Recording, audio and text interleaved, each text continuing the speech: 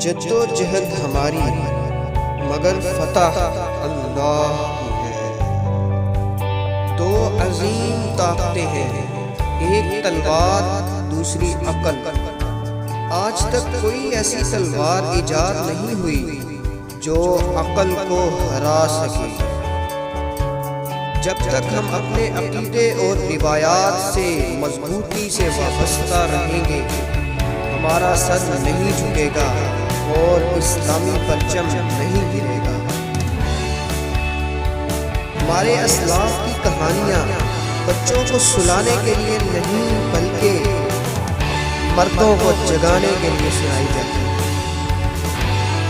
مجھے موت کا ڈر نہیں، لیکن وہ آخری سانس میرے لیے حرام ہے جس سے پہلے میں ہتھیار ڈالوں۔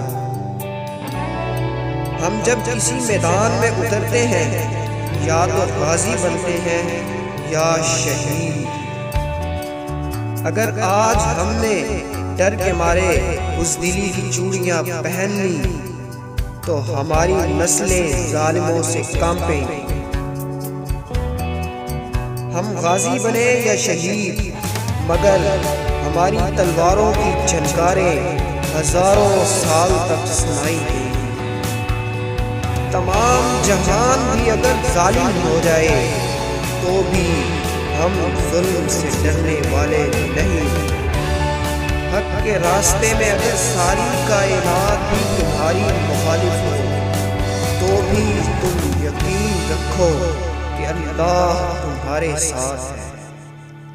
ہم اگر ظالم کی حمایت پر آمادہ ہوں تو ہمارا ضمیر کہاں ہوگا، ہماری روایتوں کا کیا بنے گا؟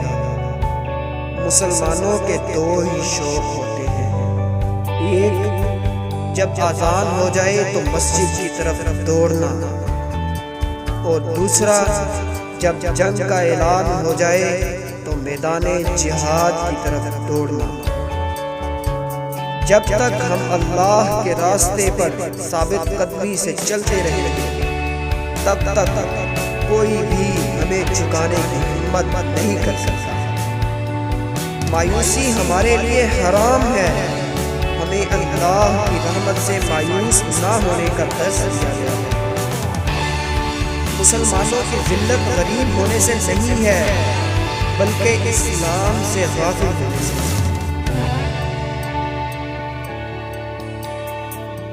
اگر زندگی کا اختتام موت ہے تو پھر شہادت اس کا بہترین انتخاب ہے۔